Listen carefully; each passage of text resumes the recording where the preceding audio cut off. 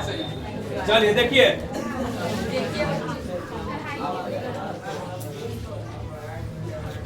पहले देख लो सापरा।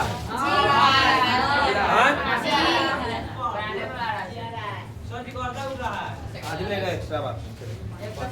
देखिए मानव नेत्र, मानव पहले समझिएगा ध्यान से। इसको हम लोग देसी भाषा में बोलते हैं बोलते हैं कि ना, सभी लोग आंखें ना बोलता है। देखिए मानव नेत्र क्या है, यह एक ऐसा शारीरिक अंग है जिसके मदद से किसी वस्तु, अरे किसी भी वस्तु को देखिए। मानव नेत्र किसे कहेंगे?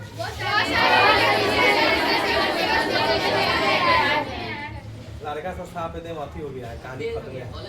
नापी देखा वह शारीरिक अंग जिसके मदद से किसी वस्तु को। अब सुनिएगा, अब देखा किताबी परिभाषा। यह एक अत्यंत मूल्यवान एवं सुग्राही ज्ञानेंद्रिय है। मानव नेत्र एक कैमरे के भांति सुनिए, कैमरे के भांति कौन काम करता है? मानव कैमरे के भांति काम करता है। अगर अवसर में दे दे मानव का आंख तो गलती है, सही तो पढ़ाई नहीं थे। पढ़ाई क्या थे? समझ गए? जो हमें चारों ओर के रंग बिरंगे संसार को देखने योग्य, यह दृष्टि पटल पर उल्टा दृष्टि पटल को ही कहते हैं रेटिना। दृष्टि पटल को ही क्या कहते हैं? अब एगो बात समझिएगा, हमारा आंख का प्रतिबिंब जो बनता है वो कहाँ बनता है? आंख में एगो लेंस होता है। कौन लेंस? लटकल रहता है, ठीक है। आंखों में पाए जाने वाले लेंस अपनी, यह नेत्र गोलक में स्थित होता है। अपनी नेत्र गोलक का व्यास, बहुत बढ़िया क्वेश्चन, नेत्र गोलक का व्यास, ठीक है। तो हम क्या सीखे? पहले हम पढ़े कि मानव नेत्र, मानव शांति से सुनिएगा, हड़बड़ा के बोलना नहीं है। लिखावल वीडियो में आ रहा है। मानव नेत्र के बारे में जानिए कुछ को। अभी जो पॉइंट पढ़े हैं, मानव नेत्र जो है या इसके मदद से हम किसी वस्तु को देखते हैं, ठीक है। ये किसकी तरह काम करता है? में नेत्र गोला का व्यास 3 आप एक्स्ट्रा नहीं पढ़े हैं। मानव नेत्र में बात किया जाए प्रतिबिंब का, क्या चीज का? सुनिए साथी से सुनिएगा, प्रतिबिंब। जब प्रतिबिंब की बात किया जाए तो यह बनता कहाँ है? और रेटिना को ही कहते हैं हम लोग दृष्टि। समझ गए? अब सुनिए, एक होता है आपका दृढ़ पटल। क्या होता है? दृढ़ पटल क्या है? दृढ़ पटल क्या है? मनुष्य का नेत्र लगभग एक खोखले गोले के समान है। खोखले गोले का मतलब होता है अंदर से जो खाली हो। उर्स के गेंद ना, मारुति गोल के गेंद, भीतर से जो खाली हो, वह गेंद जो भीतर से खाली हो, वह गोला जो भीतर से खाली हो, उसे खोखला गोला। समझ गए? तो मानव नेत्र कैसा गोला है? इसकी सबसे बाहरी परत, सबसे अपारदर्शी श्वेत मतलब उजला, ठीक है, दृढ़ होती है। इसे ही कहते हैं दृढ़ पटल या दृढ़ पटल को ही बोलते हैं श्वेत पटल। हम बोलवाए तब वही बोलना है, लब लब कोई को ना बोलना है, ठीक है। मानव नेत्र के सबसे बाहरी परत कैसा होता है? बताइए। जो आँख का उजर का भागवा है, भाई बंद कर लीजिएगा, उजर भाग से देखिएगा। अच्छा, ये लगा अंगुली धर के देख सकते हैं कि ना? इसका उपयोग नहीं है, लेकिन जो करियक्का वाला सेंटर है उस पर अंगुली धर के लिख सकते हैं आप। ये जो मेन सेंटर है करिया वाला भाग, लिख सकते, यही ना मेन हुआ आपका। अभी देख तू, यही हो गया। आँख में इसे देखते हैं, फ्रंट से जो लगता है, अरे लगता है कि ना? इसी को क्या कहेंगे हम लोग? श्वेत पटल। क्या कहेंगे? लेकिन मूल रूप से गोलाकार ना होता है। और ये वाला भाग आपका कैसा रहता है? काला रहता है। आई देखा पीला रंग के हो गया था, ज्यादा पीला हो जाता तो क्या कहते हैं? भूला। गाँव में कुराता है कि ना? अरे समझ रहे हैं? समझी भूली? और देखिए, अरे समझ गए? हाई कौन पटल हो गया? श्वेत पटल या कैसा होता है? अपारदर्शी। और अपारदर्शी का मतलब होता है जिससे प्रकाश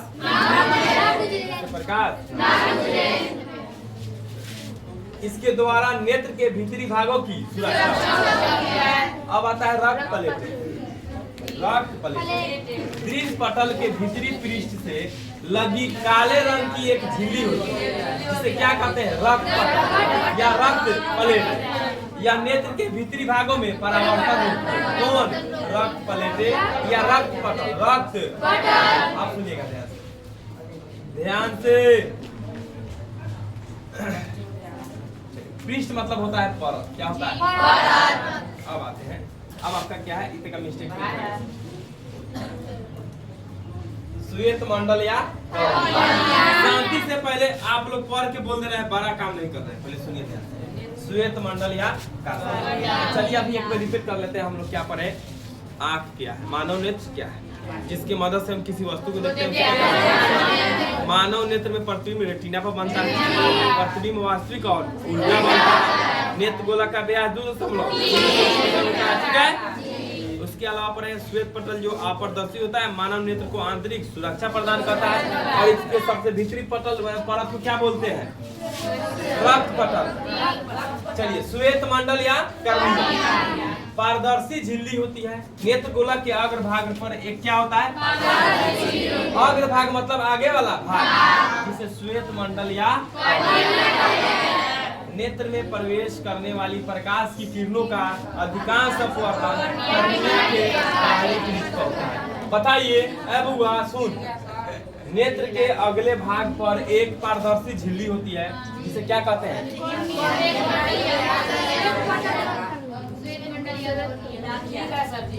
जब सही कर दीजिए, कोई बात नहीं।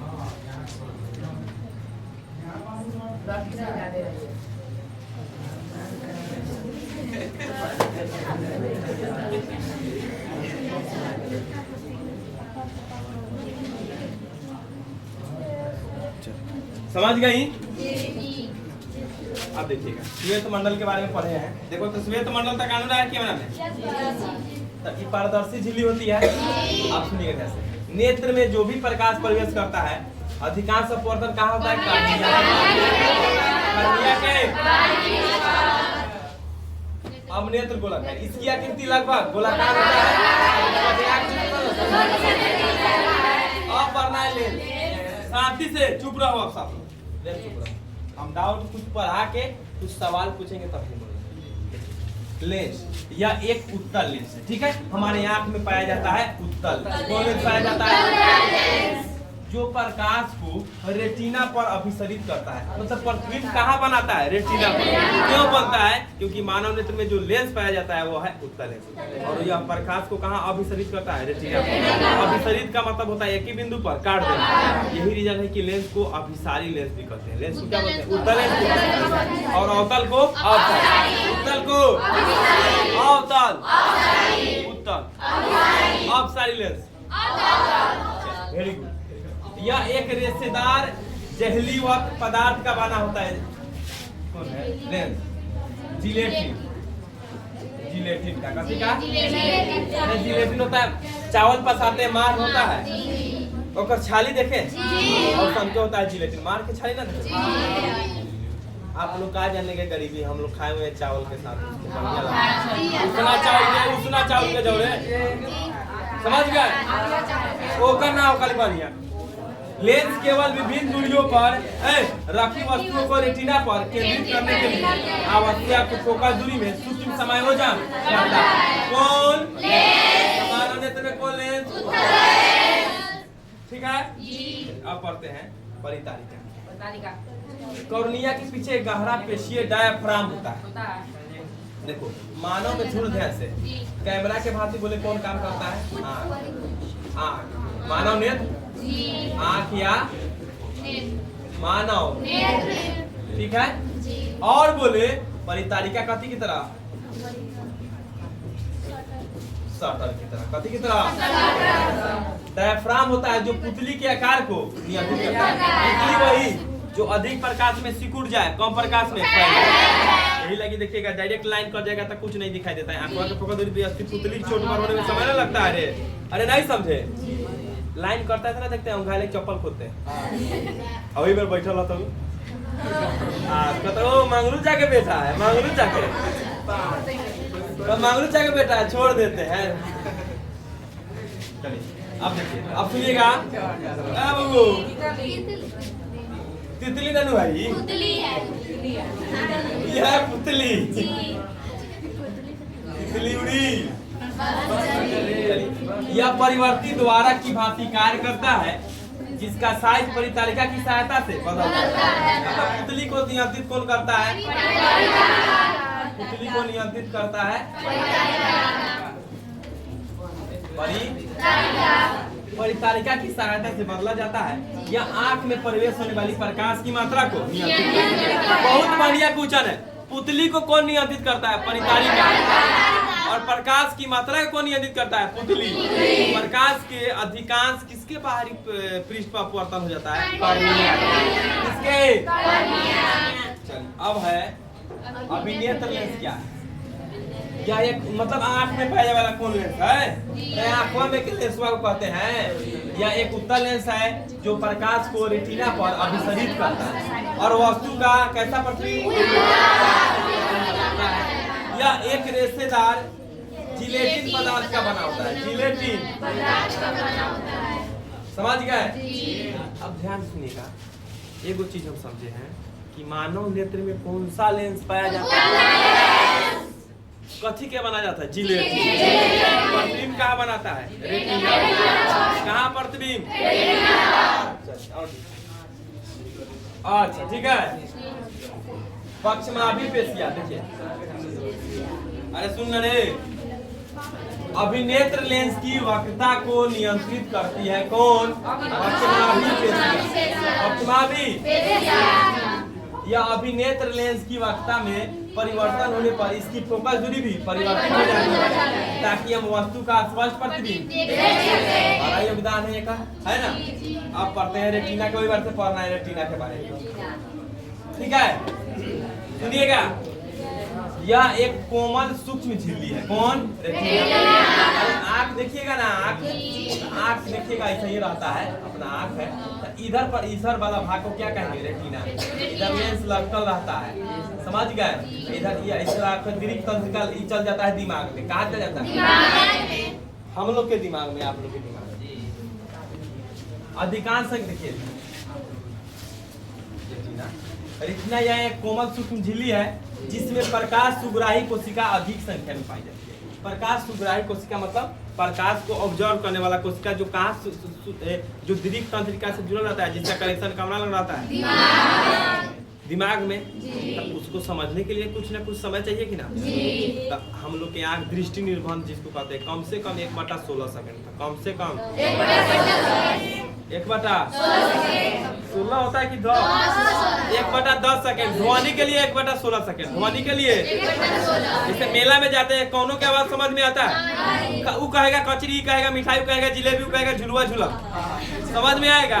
कम से कम डिस्टेंस 1/16 सेकंड का रहना चाहिए। 1/16 तब ना कल कोनो में झगड़ा होगा तो क्या आराम से रहिए, हाँ हूँ ना बोलिए, कोनो एगो बोलिए, पहले सुनते हैं। अब वो कहेगा हमको लाठी से मार दिया, तो उन्हें बोल देगा बाप रे कपार फोड़ दिया, तो वो इतना होबे कर रहेगा, एक बार बोल दिया हाँ मुआ दे रहे होता है, कंटिन्यू बोलता है। चलिए अब समझिए ध्यान से बबू, सुनो।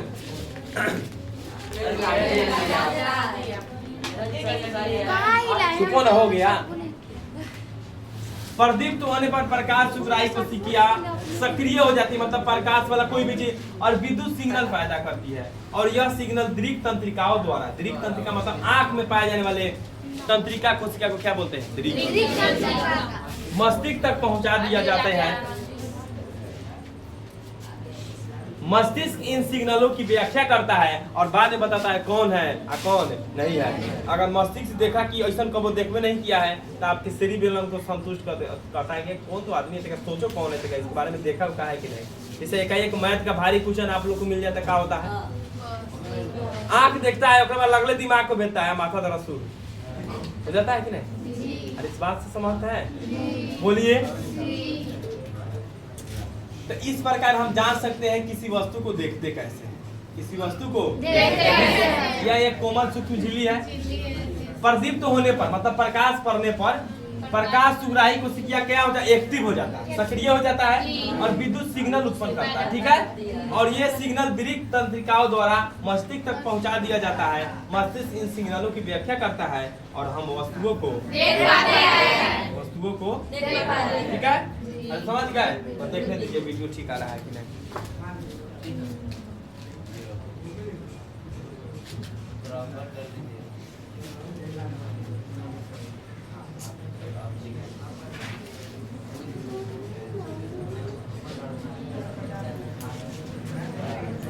चलिए अब देखिएगा शांति से। दूरबिंदु क्या, आंख में भी लिमिट होगा। दूरबिंदु क्या है, हाईवे पर जाते हैं, हाईवे बेचारा सीधा होता है, बेचारा हाईवे लेकिन आपको फील कैसे होगा, ये ले बुझाता है, घूम गए आगे से। देखना हाई गांव के रोड में ना, हाईवे पे मिलाओ, चंद्रमा करोड़ों वर्ष दूर है, करोड़ों वर्ष का है। तारा जो दिखाई देता है अरबों करोड़ों किलोमीटर दूर है, लग जाता है कि ना हमको। देखा मतलब आंख का कोई लिमिट है दूर तक देखने का। दूरबिंदु कितना ठीक है, तो दूरबिंदु क्या है बताए थे। दूरबिंदु का सूचित करते हैं दूर के निकट के, समझाए थे। वह दूरतम बिंदु जिस तक कोई नेत्र वस्तुओं को स्पष्ट देख सकता है, साफ साफ देख सकता है, नेत्र का दूरबिंदु कहलाता है। सामान्य नेत्र के लिए दूरबिंदु कितना होता है? अरे हो गया, तो सामान्य नेत्र का दूरबिंदु समझ गए। दूरबिंदु के बारे में अब आता है निकट बिंदु। वह न्यूनतम दूरी जिस पर रखी वस्तु को बिना तनाव के अत्यधिक स्पष्ट देखी जा सकती है, उसे क्या कहेंगे, निकट बिंदु। और यह कैसे सेंटीमीटर, निकट बिंदु कैसे सेंटीमीटर, इस बात को समझे। निकट बिंदु कैसे सेंटीमीटर, 20 समंजन क्षमता।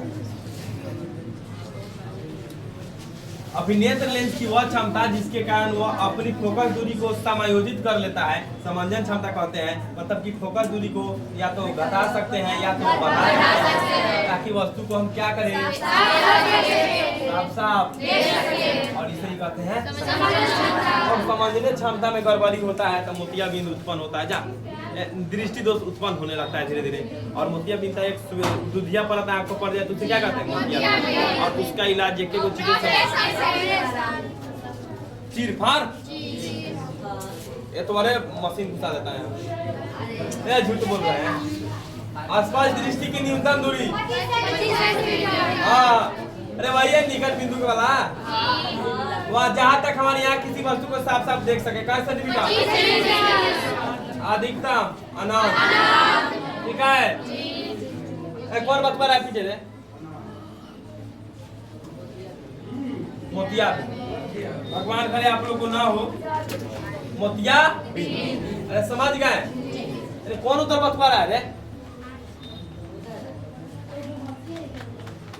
अधिक उम्र के कुछ व्यक्तियों के नेत्र का क्रिस्टलीय लेंस कैसा हो जाता है, धुंधला हो जाता है। इस स्थिति को ही क्या कहते हैं, इसमें क्या क्रिस्टलीय लेंस कैसा हो जाता है, और धुंधला, इसे ही क्या कहते हैं। इसके कारण नेत्र की दृष्टि में कमी या पूर्ण रूप से कमी हो जाता है, मतलब या तो आंधर हो जाएगा तरीका या तो पूरा। तब ओकरा बात कहेगा केकर गंधारी के बेटा है ना, लगता है पूरा उतना कहता है। बाबू के नाम कथी हो जाना, चोर चिन्ह का तो ये ना, चाहे गाली उली देंगे तो देखना बापे के नाम धके गाली देता है ना। सुना गाली भी सुना करो। मोतियाबिंद का इलाज एक को है, ऑपरेशन। ऑपरेशन इसको हिंदी सर्जरी क्या बोलेंगे, समझ गए। अब आता है निकट दृष्टि दोष। पहले समझ लीजिए दृष्टि दोष क्या है। अरे दृष्टि दोष क्या है, दृष्टि दोष शांति से लड़का साहब, दृष्टि दोष क्या है। जब हमारी नेत्र दूर या निकट की वस्तु को साफ साफ नहीं देखे। अरे देख सकेगा तो दृष्टि दोष होगा क्या? साफ साफ नहीं देख सके तो उसे क्या कहते हैं? दृष्टि दोष। दृष्टि दोष क्या प्रकार के? निकट दृष्टि दोष। आप सुनिएगा, निकट में क्या होता है? निकट में निकट का वस्तु बड़ी अजीब कहानी है। दूर का वस्तु निकट में निकट का वस्तु दिखाई देगा, दूर का वस्तु दिखाई देगा। निकट में निकट का वस्तु दिखाई देगा, दूर का वस्तु निकट में निकट का वस्तु ये परिभाषा पढ़ जाए। यह क्या कारण है कि दोष यह उत्पन्न होता है? देखिए दो गो मुख्य कारण है। क्या गो? पहला है नेत्र लेंस की वक्रता का अधिक हो जाना, मतलब नेत्र लेंस की वक्रता का बढ़ जाना। वक्रता का नेत्र लेंस की वक्रता का नेत्र गोला का लंबा, नेत्र गोला का नेत्र गोला का समझ गए दुगो। अब आता है इसका उपचार क्या है? तो इसका उपचार क्या है बताइए? अरे निकट दृष्टि दोष के लिए नहीं बताया है का अवतल पढ़ लीजिए। इस दोष को किसी उपयुक्त क्षमता के अवतल लेंस या अपसारी लेंस के उपयोग द्वारा इलाज किया जाता है। उपयुक्त क्षमता का अवतल लेंस वस्तु के प्रतिबिंब को वापस कहाँ बना देता है? और इस प्रकार दोष का संशोधन मतलब निवारण या इलाज, निवारण या समझ गए? अगला दृष्टि दोष है। दृष्टि पहले को बात बताइए, निकट दृष्टि दोष का उपचार कौन लेंस? कौन लेंस? निकट दृष्टि दोष ऑप्शन में रहे अपसारिता। जबरदस्ती उसको काट को अवतल कर देना तब मारना सही। अब आता है दृष्टि। देखिए इसमें दूर का वस्तु दिखाई देगा और निकट का दृष्टि दोष। कोई व्यक्ति दूर की वस्तुओं को तो देख सकता है परंतु निकट की वस्तुओं को देख नहीं सकता है।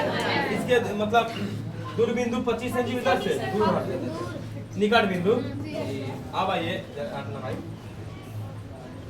दोष उत्पन्न होने के कारण नेत्र लेंस की फोकस दूरी का इसमें वक्रता अधिक हो जाएगा, इसमें फोकस दूरी अधिक हो जाएगा और नेत्र गोलक लंबा हो जाता था।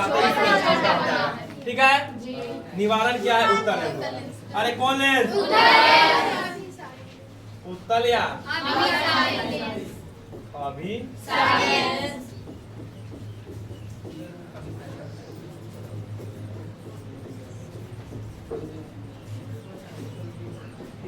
उत्तल लेंस या अभिसारी लेंस के। अब आता है जरा दृष्टि दोष। देखो इसमें समंजन क्षमता घट जाता है। अरे मानव नेत्र का अभी बताया समंजन क्षमता।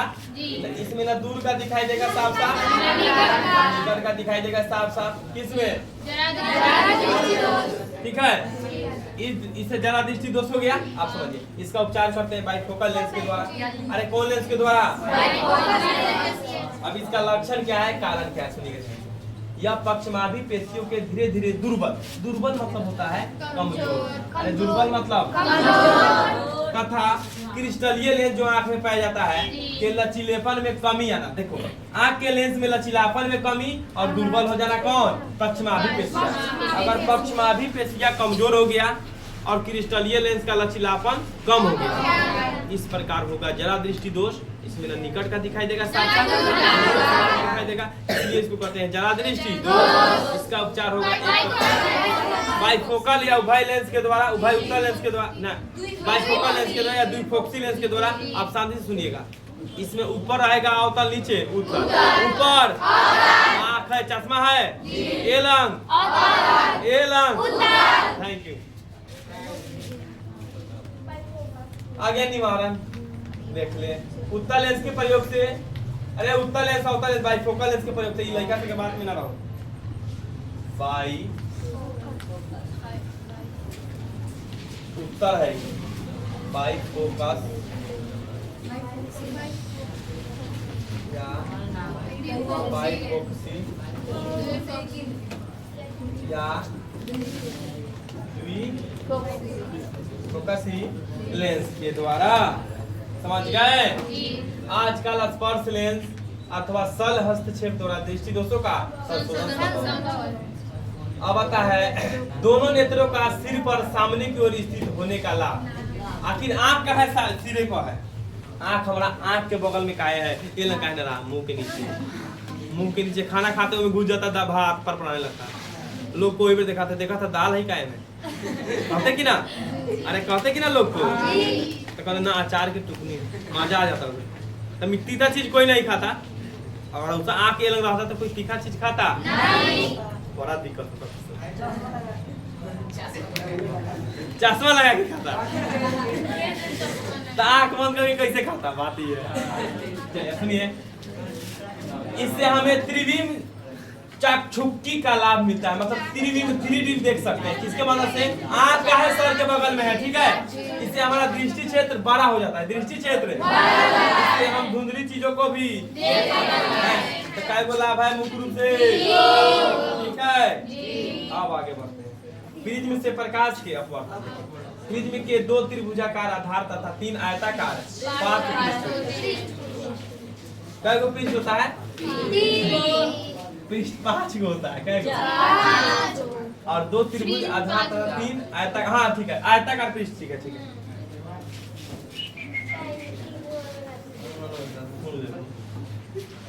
समझ गए? ओके, देखिए ये शॉर्टकट में आपका प्रिज्म बता दे रहे हैं।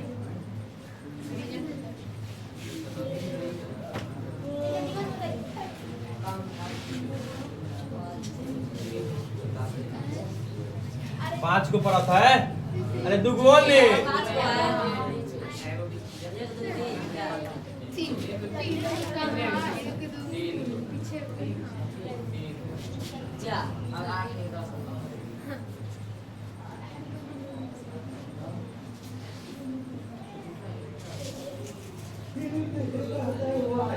हो गया, समझा ना?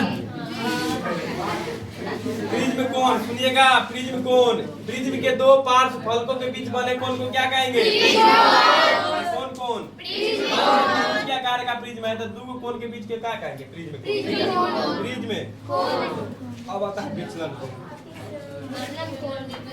आपतित किरण और निर्गत किरण के बीच के कोण को क्या कहते हैं? कांच के प्रिज्म श्वेत पर, देखो श्वेत प्रकाश का विक्षेपण समझ लीजिए, श्वेत प्रकाश का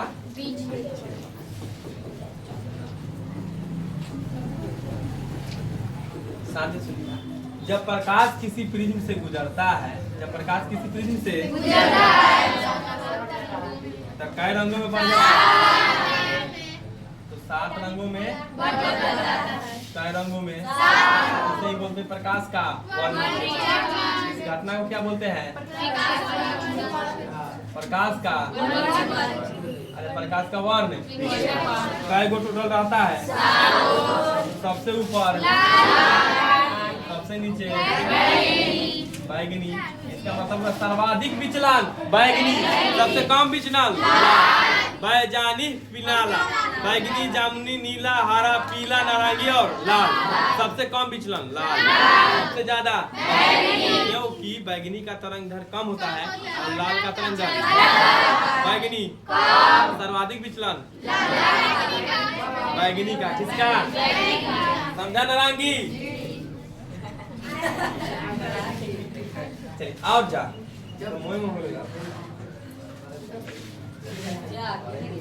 अच्छा सुनो, आज जो 7 रंगों की पट्टी प्राप्त होता है ना, उसे क्या कहते हैं? वर्ण पर, वर्ण, अरे क्या कहते हैं? वर्ण। चलिए नेक्स्ट पढ़ते हैं, इंद्रधनुष। सुनो, जब वर्षा होता है, अरे वर्षा होता है और आकाश में हमको जो 7 रंगों की पट्टी दिखाई देता है, उसी को कहते हैं इंद्रधनुष। मैट्रिक में इंद्रधनुष इतने पढ़ना है, लेकिन इंटर में 2 गो इंद्रधनुष, प्राथमिक और द्वितीय, प्राथमिक और प्राथमिक और। अब सुनिए, इंद्रधनुष वर्षा के बाद आकाश में जल के सूक्ष्म कणों में दिखाई देने वाला प्राकृतिक स्पेक्ट्रम। ऐसा थोड़ी ना कोई गाँव में बोलता है कभी नदी के पानी सोखेंगे। यह वायुमंडल में उपस्थित जल की बूंदों द्वारा सूर्य के प्रकाश के परिक्षेपण के कारण प्राप्त होता है। इंद्रधनुष सदैव सूर्य के विपरीत दिशा में बनता है। इंद्रधनुष सदैव सूर्य के विपरीत दिशा में, अपना सूरज के किरण जाएगा तो इंद्रधनुष सदैव सूर्य के विपरीत दिशा में बनता है। कौन? समझ गए? अब आता है, बताइए तो श्वेत प्रकाश में काय गुण? न्यूटन साहब क्या बताए थे, देख ले, ये पढ़ना तो पड़ेगा।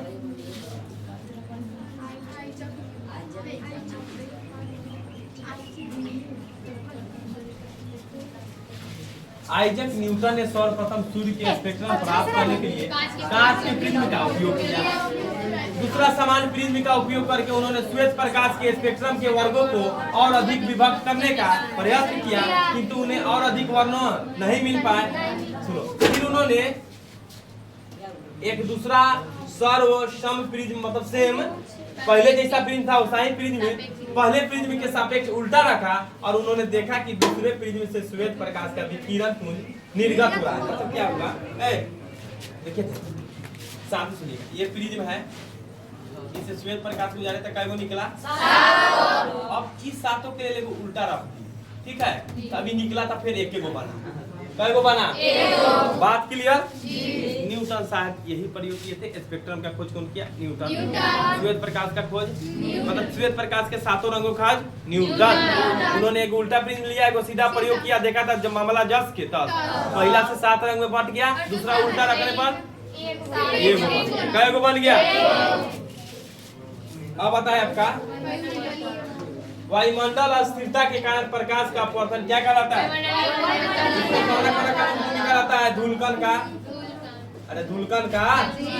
वायुमंडलीय अपवर्तन के प्रभाव क्या क्या क्या कारण है? वायुमंडलीय अपवर्तन के उदाहरण, अरे वायुमंडलीय अपवर्तन के देखिए गौर से, तारों का सूर्योदय या विलंबित सूर्यास्त, तारों का वास्तविक स्थिति से कुछ ऊंचाई पर गर्म वायु से होकर देखने पर वस्तु की आभासी स्थिति का मेल होता है, तारों का टिमटिमाना।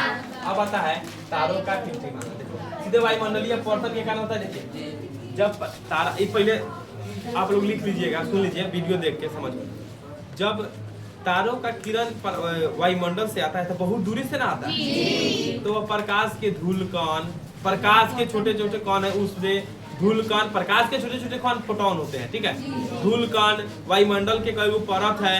इसके अलावा गर्म और ठंडी हवा, इस सब के कारण अपवर्तन होते जाता है, जिसके कारण तारों से आने वाली किरणें टिमटिमाती हुई, तारा टिमटिमाती हुई रूप से, किसके कारण? वायुमंडलीय, ठीक है।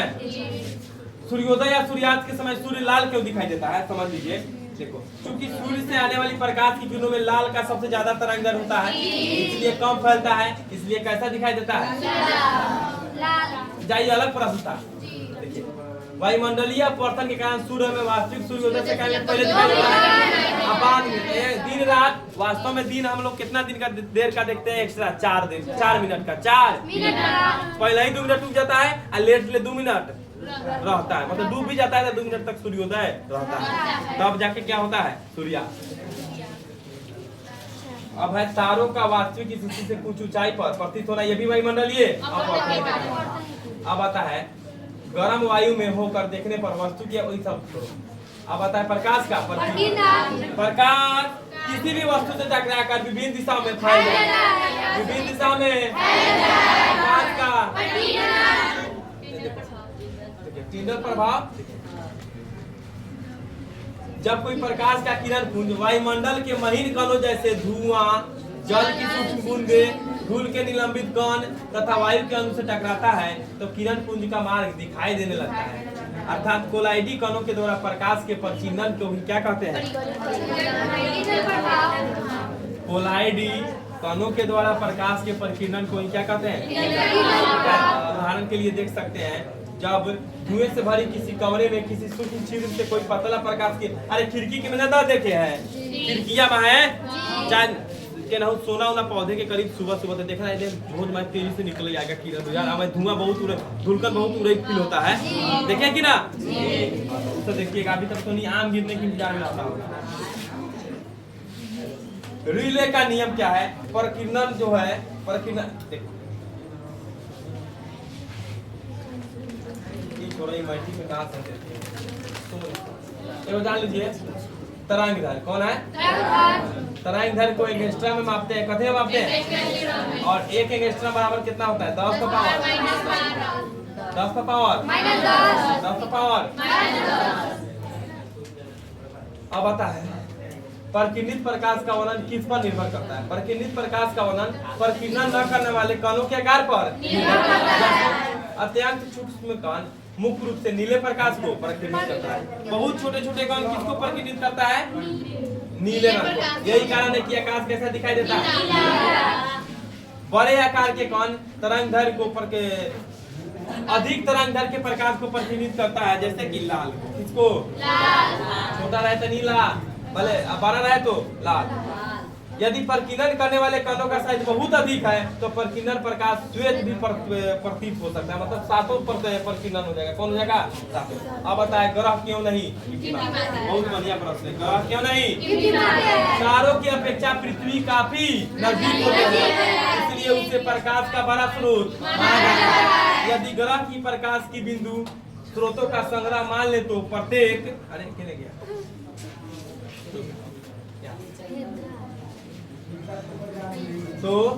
प्रत्येक स्रोत द्वारा हमारे आंखों में प्रवेश करने वाले प्रकाश की मात्रा में कुल परिवर्तन का औसत मान शून्य होगा, जिस कारण ग्रह।